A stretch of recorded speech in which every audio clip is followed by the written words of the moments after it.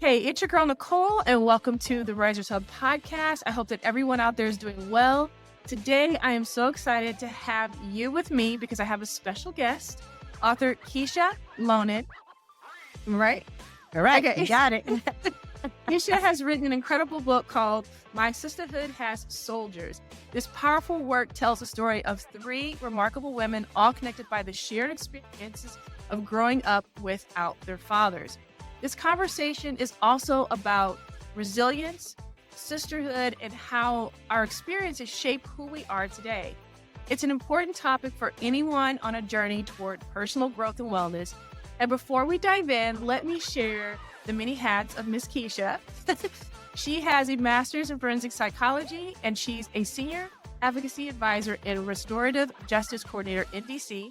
She's a keynote speaker, and she's an emotional life coach and consultant. So we have to have her back. So that's a completely different podcast. So welcome, Miss Keisha. How are you? I am ecstatic. I am excited to be here. Thank And you. even though we had our conversation, like I resonated as well. Like when I met you at the book launching, the questions and the things you go, I was like, oh, when are you doing this? I wanted to come because it was just energy. Energy loves good energy. And I just want to tell you, you have amazing energy. Oh, thank you so much. Well, I'm all about wellness and helping others get to whatever goal or whatever level they want to be at. And I felt like you were there to do the same thing. And if you go to her website, you will definitely see, all the things that she's done and how she's really helped a lot of people get from point A to point B. And so that's why I wanted to have you on here. And so we're going to start and we're going to talk about your book, My Sistahood Has Soldiers.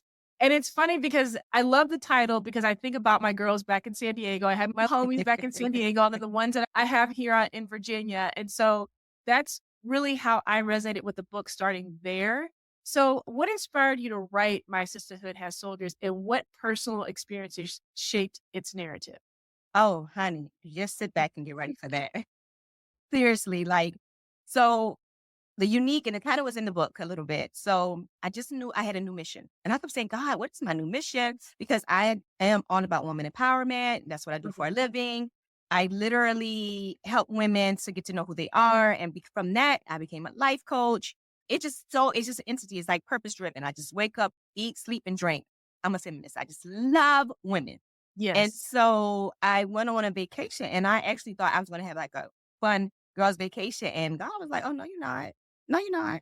I got something for you, honey, and I need to take you away from the world and get you in. And so I in tune with nature, and it just led on my heart, fatherless child. But I was like, fatherless child. That's normal, but that's the problem. It's Yeah. normal, And it's and deep. we need to normalize having a conversation to stop it from being normal. Mhm.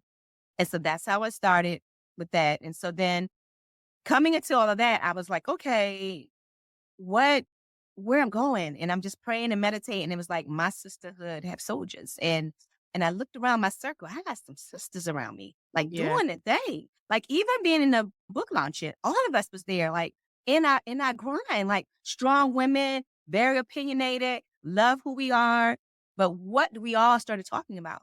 The Yep. limited interaction with our father. Look how many eyes open up. How Yep. many got quiet. They was like tuned in to what we were talking about, because that is a silent killer, especially in Mhm. our community.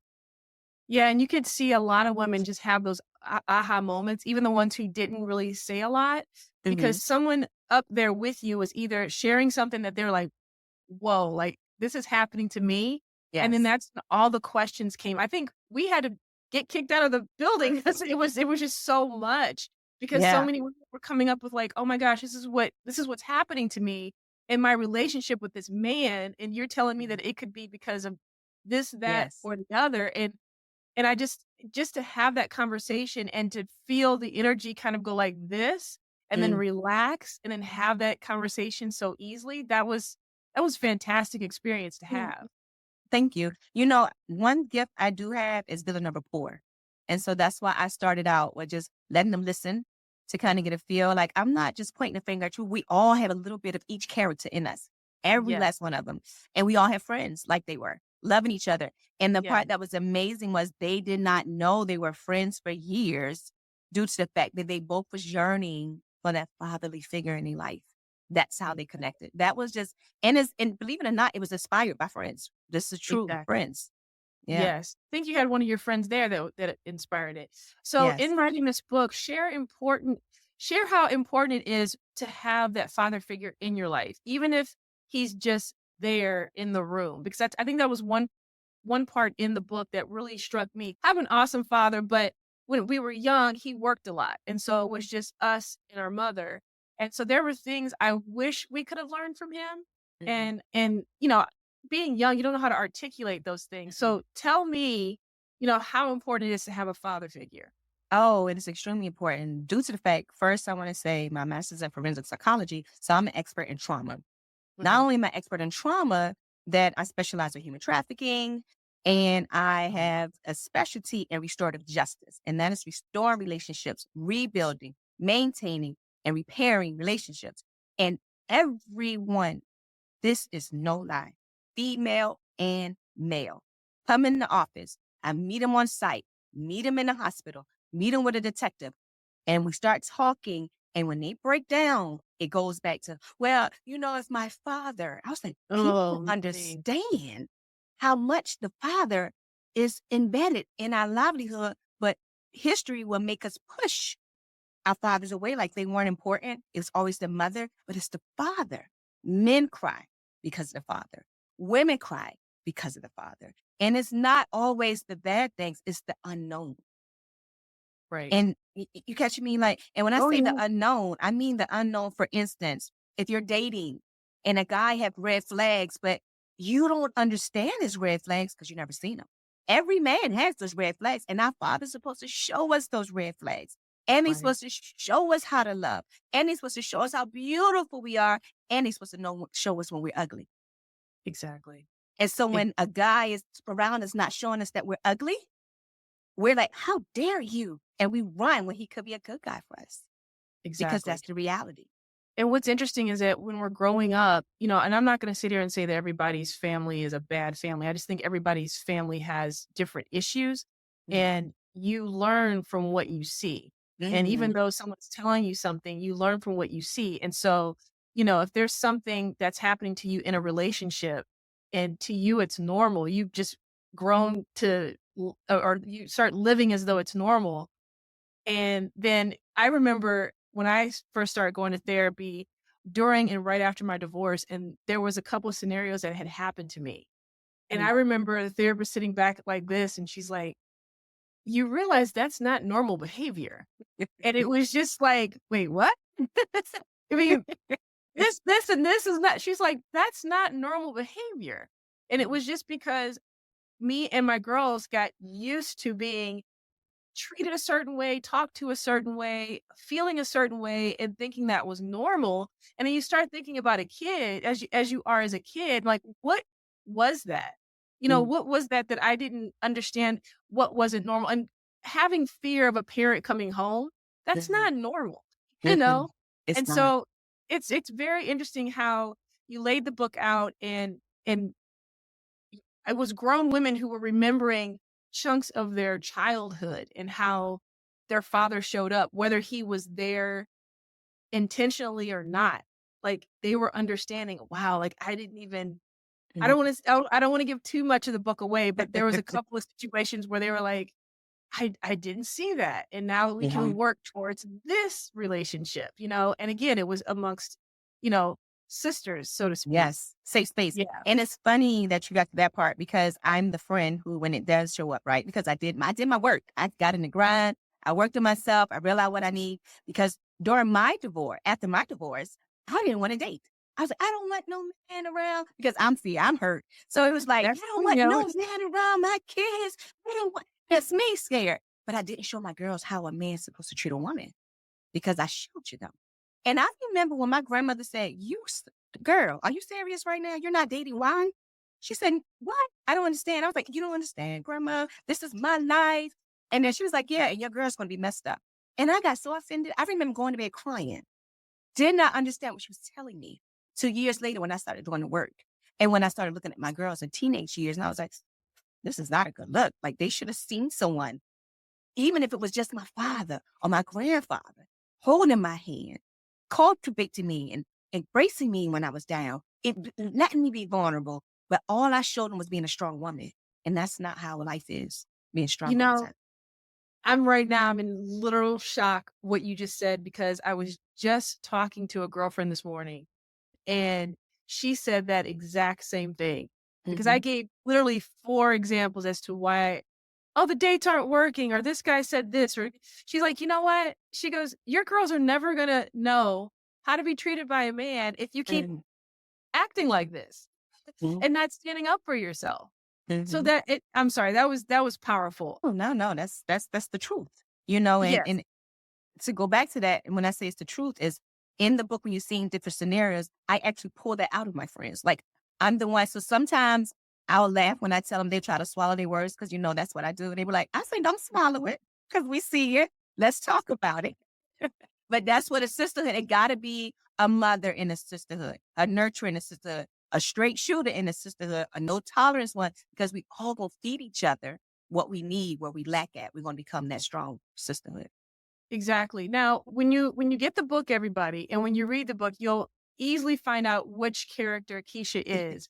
But what I want to talk about right now, which I think is very important for anyone's wellness, is community. And the one thing that this particular character was very good at doing was building community. So tell me how you build community. I know that obviously you have the personality to do it and you have the leadership to do it, but what are like the nooks and crannies to start building a community? If someone's out there going, I have this common shared experience with these women, but I want to build a community. How can that person do it? Well, for one, being vulnerable. Like literally, it took me a lot. So I would do, if you would look at my social media, I'm being vulnerable. And like I have a chronicles that sometimes I used to go up and say, hey, I love me. I love me. That's my chronicles for the week. And in the I love me is that I love me so much that I have to allow Nicole to love me. I Mhm. love me so much that I have to allow you to see my ugliness. Because everybody wants to be so private. But when I started showing my ugliness is when I started having the people that was alike me attract to me and trust me because it's a safe space. I want to build a rapport when I can see me in you. Right. Right. I love that. I And then, love that. And then yeah. can you share how you approach creating such deep resonated characters? Because, you know, if you have your girlfriends, you just feel these characters. How did you develop them and create them in your book? So it was so interesting developing them and doing this because they got a little bit of everybody in them, but they were like the Mhm. main ones. So Tatiana, I've known Tatiana since middle school. So Okay. now I can tell Tatiana anything. We didn't hang together all the time, but we still tight. And she is a straight shooter. That's a protector. She's the mama bear. If you notice her through the thing, like what? Oh Yes. no. Yeah. And so, but then I made her soft because now she is soft. Does that make sense? I Okay. watched them Yeah. in different areas in their life. So I put all of those areas into one. And then Okay. I realized in the areas that touch me, we all have several elements of ourselves, right? But whatever Mhm. you give me is that made a difference in my life. I wanted to show. And I tell her this. I said, every time I talk to you, feed my spirit. And she Yeah. feeds my spirit from her genuineness, right? Yeah. And then I got Jennifer. I got her character because Jennifer and I are, if you notice, she was at the thing. We do everything together. Like that's my Mhm. ride or die. Mhm. And we can laugh, laugh, laugh, laugh, laugh. But then I have to pull her to the side. So let's get serious. And that's Right. why I had to do that because you can have a friend that you go have fun with. Well, why is she your friend if you only having fun with her? Right. And so Right. that's why I had to show them that sometimes when you having fun, you have that bond, but it's different entities and you're supposed to pull them when they're losing themselves. Yeah, I agree with that. And it also seems like you had your core group, which was the 2 characters and yourself, and then you had another one because it was Marie. And my Mhm. favorite quote in the book, if you don't mind me sharing, is, "I'm Go ahead. happy with the person I have become. I'm not looking for a man to rescue me, but for someone who will love me for who I am." I was like, Mhm. "Yes, yes, yes," and You highlighting it. That is Mhm. like my Give me motto. chills. It give me chills. It took me a long time. A long time. When I say a long time, because after my divorce, I stayed in that mess. And when I Oh, say yeah. I stayed in that mess is because I was like, I don't want nobody. I was putting a box. Every time I say, I don't want nobody to come, I don't care what they say, I'm putting a box. So I stayed in a box. And when you in a box, you can't move. So I can't grow. So I actually stuck my growth. And when I got out of the box is when I said, oh, I like this girl. Who is she? And I just love who I've grown into. Yeah, I love it. Yeah, and I love just like the language throughout the book because no one in the book is saying anything negative about themselves. They're literally saying, "This is who I am." Marie is really good at it. This is who I am. I'm a Mhm. great person.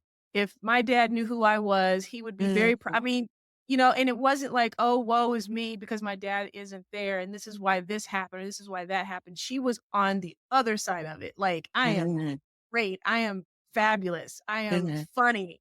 And so I really like the way that you kept the language of the women on a positive note, because I think that a lot of times, a lot of us define ourselves by, oh, the guy didn't look at me, or he didn't call me back, or he took too long to text me back, or he made a comment about my hair. And it's just like all that stuff shouldn't even matter. It Mhm. shouldn't matter.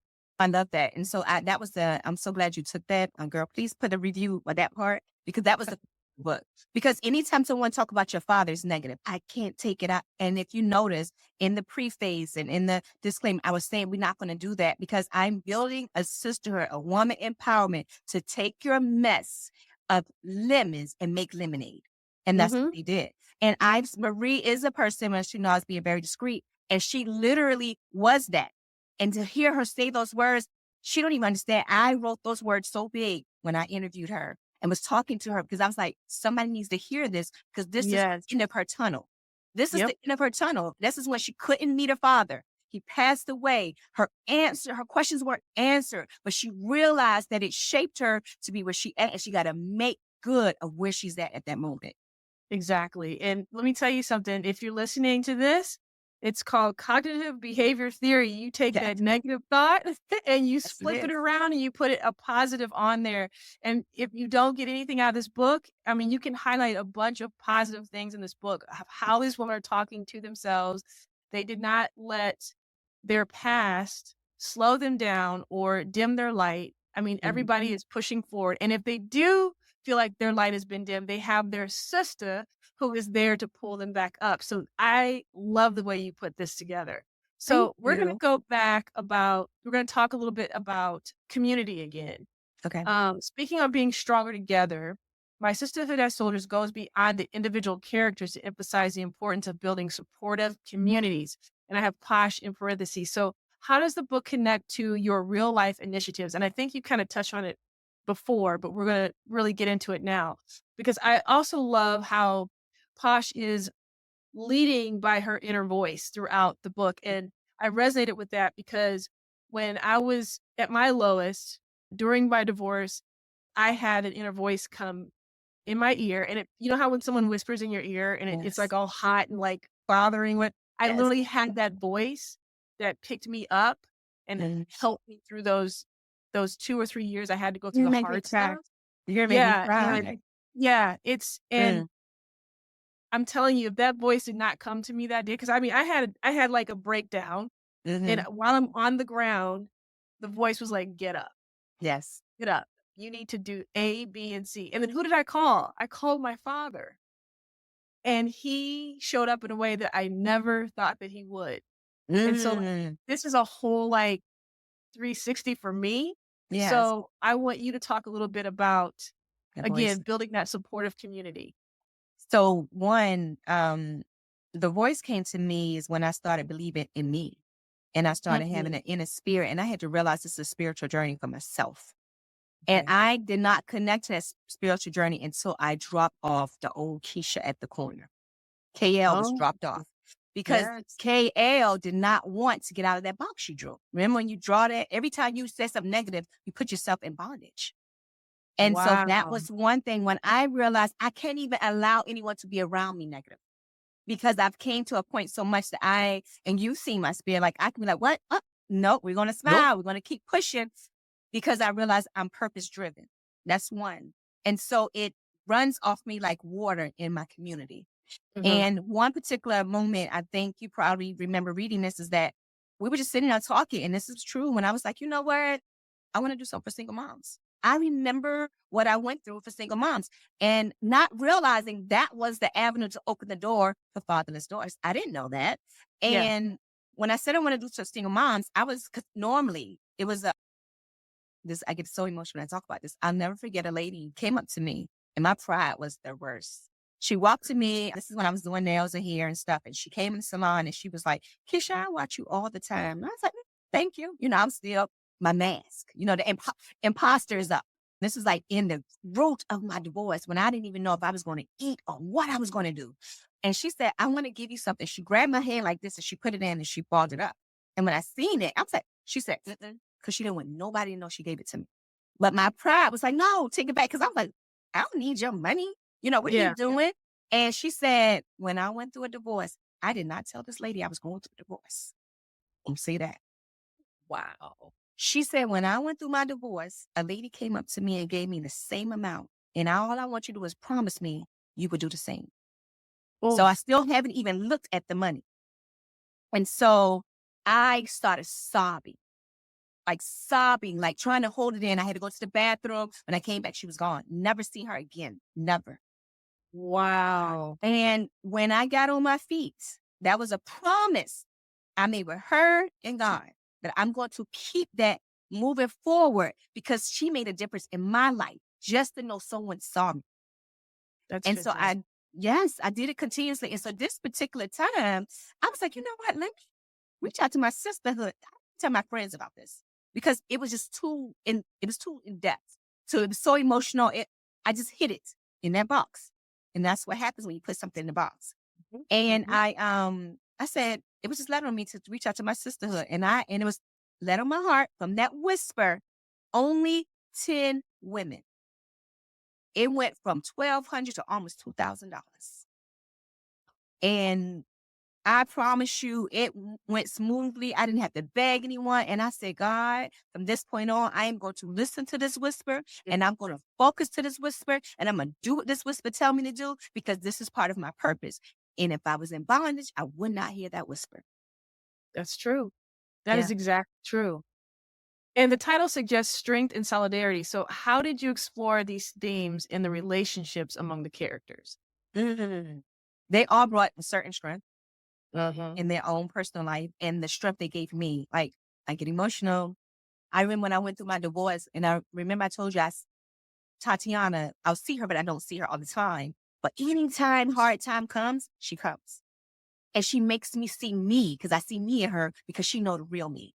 Does that make Uh-huh. sense? And so that was the strength. And the solidarity is like, I'm going to be here for you. So any important moment she has, she invites me.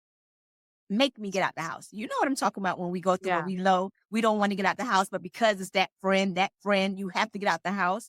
Did not Uh-huh. know what she was adding to me, adding value to me, telling me Uh-huh. something to stand on and to validate and to love my sisters. That's why I say my Yeah. sisterhood, like I think say this all the time. I have an amazing tribe when I found me. That's It's when you fantastic. find yeah. And I'm telling you, you just That's I'm just sitting here in awe. So it sounds like I'm just in awe. So thank you for sharing that. So then what role does culture and identity play in the story and how did you approach weaving these elements into the narrative?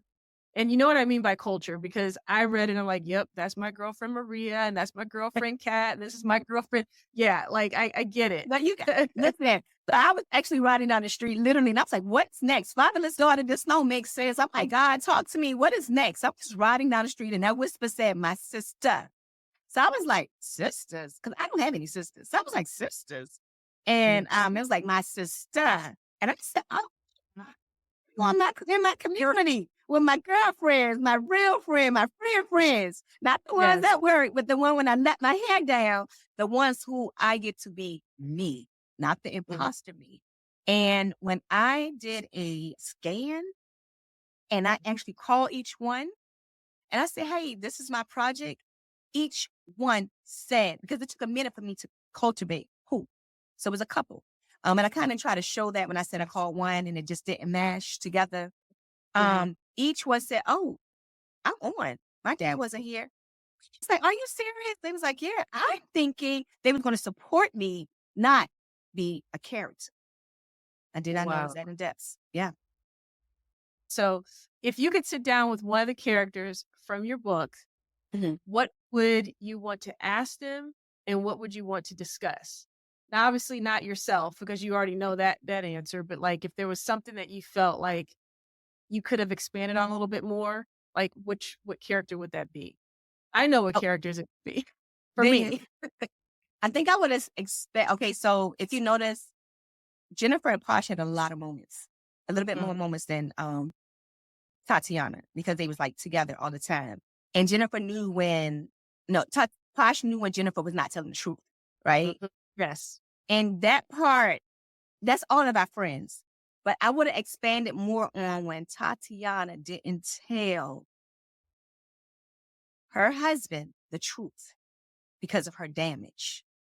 And we talk about women that's single that goes with problems without their fathers. Let's talk about women that's married and the husband still want to be there because he sees her, but she don't think he sees her because her self-worth is low due to the fact of not having the man in her ear to tell her she was amazing. And she doesn't see herself. That's what She I doesn't see gathered. herself. Like Yes, she she herself. understood the things that she had to do and she understood her responsibilities, but she Hmm. couldn't see it because she was so focused on I don't want to give too much away from the book, how much she loved her husband and then Yeah. how much she did for her kids. And so I Uh-huh. think that you just get so worked up and so involved in the things that you have to do on a day-to-day basis, you forget who you are. And Hmm. that's what I think is very important. I think it's important if you do have a man who wants to be there for you, understand that he wants to be there for you because he sees you. So but you have to see yourself, you That's know? right. That's right. Yeah.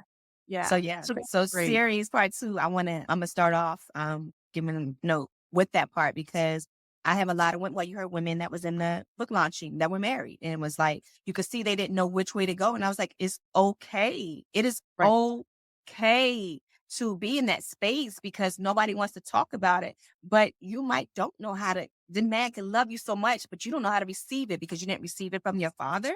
So it Absolutely. is going to be limited interactions in that part. And you have to be vulnerable enough to tell him, please, I need reassurance. And we need to talk Exactly. about Now, the next thing I want to talk about is pushing through hard relationships. it. Mm, And there was a situation in the book where, Posh was really that inner voice was really good because not only did she have this inner voice, but she also had to make quick decisions on what type of person she wanted to be in different scenarios. mhm. And because she has done the work, it was very good. It was good to see how she was putting it out there in the universe. So Yeah. if she did all this work, people can do all the work in the world, but if you're not practicing it on a day-to-day basis, it's worthless. And she Yes. was practicing it. So I think that Posh was the master at deciding how she was going to navigate through all of her relationships, whether it be a man or a woman. And then if she needed help, she knew how to ask for help. So Mhm. what what do you think were the particular challenges faced while writing and researching for the book, and how did you overcome them when it came to deciding who was going to be the stronger character mentally? It was a tough one. I actually, to be honest with you, when I started out, I thought Jennifer was going to be the strongest one. She's about Southern Belle. Always, Mhm. yes, I always say that. Like me, I'm like, what? I'm from DC. I'm like, and she's always, no, it's, Mm. you know, So I thought she was, but then when I started realizing I was really assessing and scanning me, so I had a lot of crying moments. So I had to erase and go back and be vulnerable because I wanted the reader to feel what I knew I Mhm. did to become a better me. Okay. So it was challenging because I had to be truthful, like really truthful with myself. You could tell some parts when I embellish and I add some things because I wanted to make that scenario. But it was challenging I wanted to see that I got myself in a mess that I didn't even know I was in a mess because I was so busy wanting a relationship, not realizing the truth of the relationship, you know? Mhm. Because Lucky wasn't no good. But she didn't care Yeah. Lucky wasn't no good. Lucky just added to her. He wooed in her ear. He told her she was amazing. Things she wanted her daddy to tell her. And Lucky was an accessory for her. And I He don't think was. She didn't know that. She just Mhm. thought that he was like an accessory. He did not have to be there. He did not. You know He what did I'm not. saying? Because when you read it and you're like, "Wait a minute. Oh, okay." You know, so he was more of an accessory, and I think she was expecting more and not realizing that he was just an accessory. I But hate to say no, it he like was. that. You know, That's the way I so see it. true. Yeah, and not only that, again, it goes back to us being truthful because we can build an image, build a bear. Is what I tell my friends of what we Mhm, think you should be instead of mhm. accepting who you are. Exactly. And yeah, and so I realized, I said, you know what? I'm going to be truthful on this because that was a moment for me, for real. Mhm. And so I said, I need to be truthful. And the reason why I want to be truthful because I can't build a woman empowerment platform if I can't show this real challenge. And so the research was, and this is so funny, you're going to laugh. I had to look at some more Tyler Perry movies.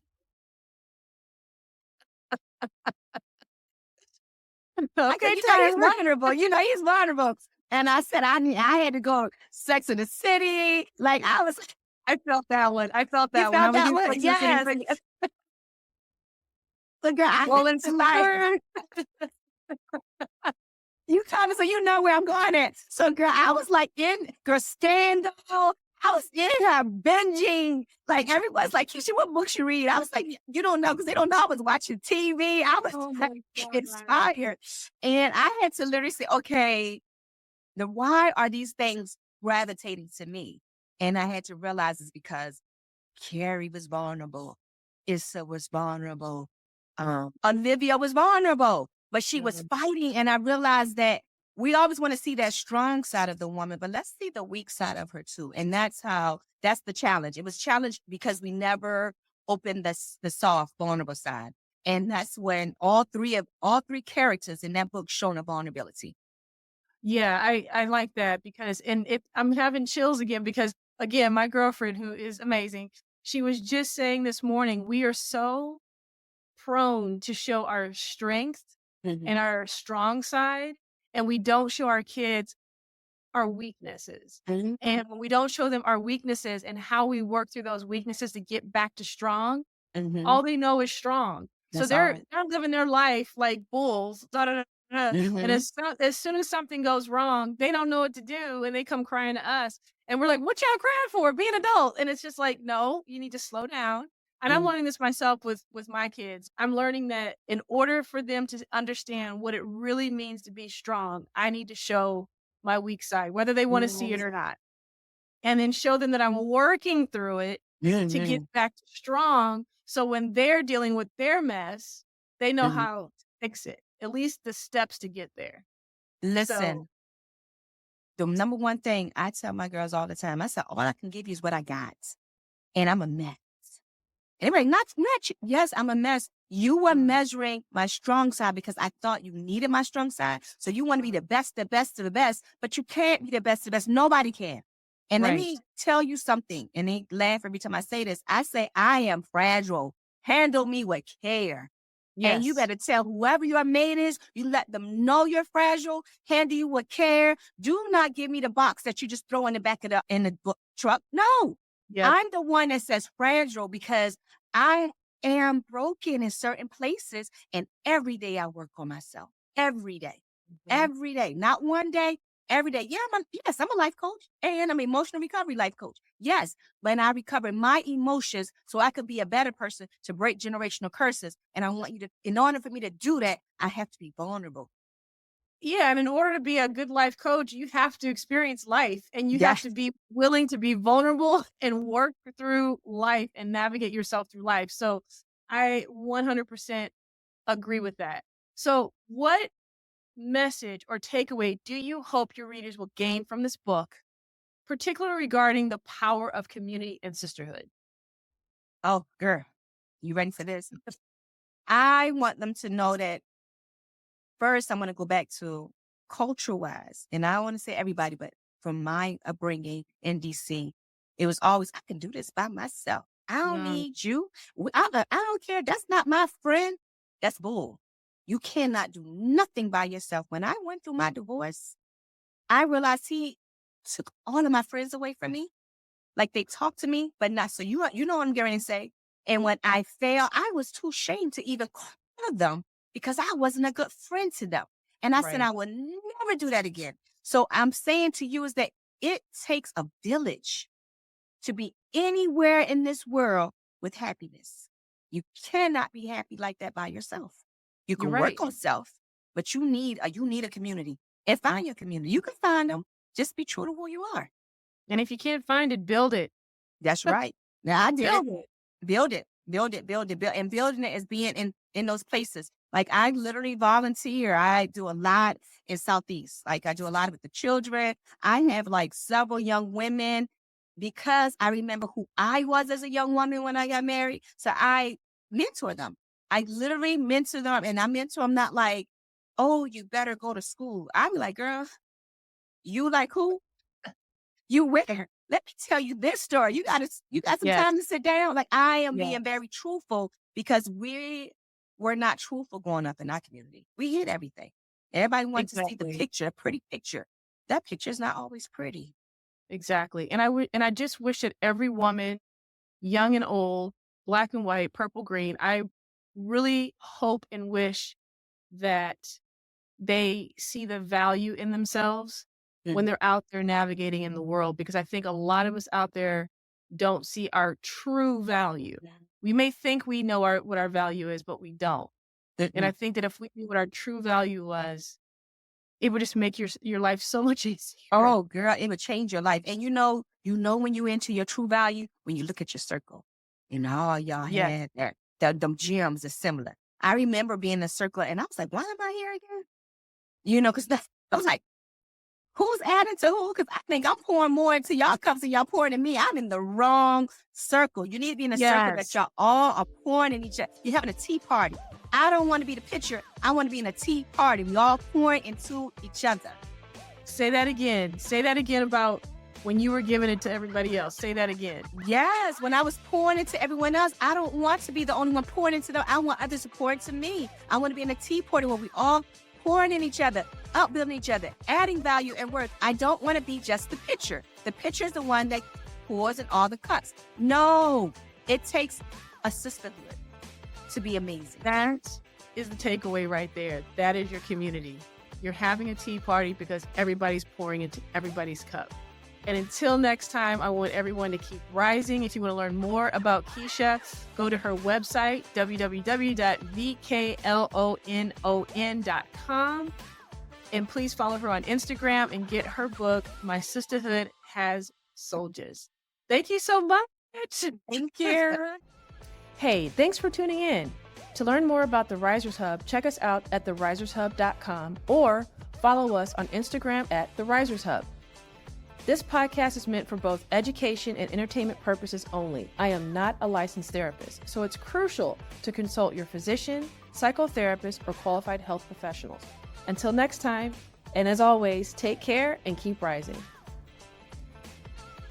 If you're enjoying this podcast, I would like to ask you to please subscribe, like, and share. I mean, that's what they told me to say. So can you hook a girl up? Thanks. Bye.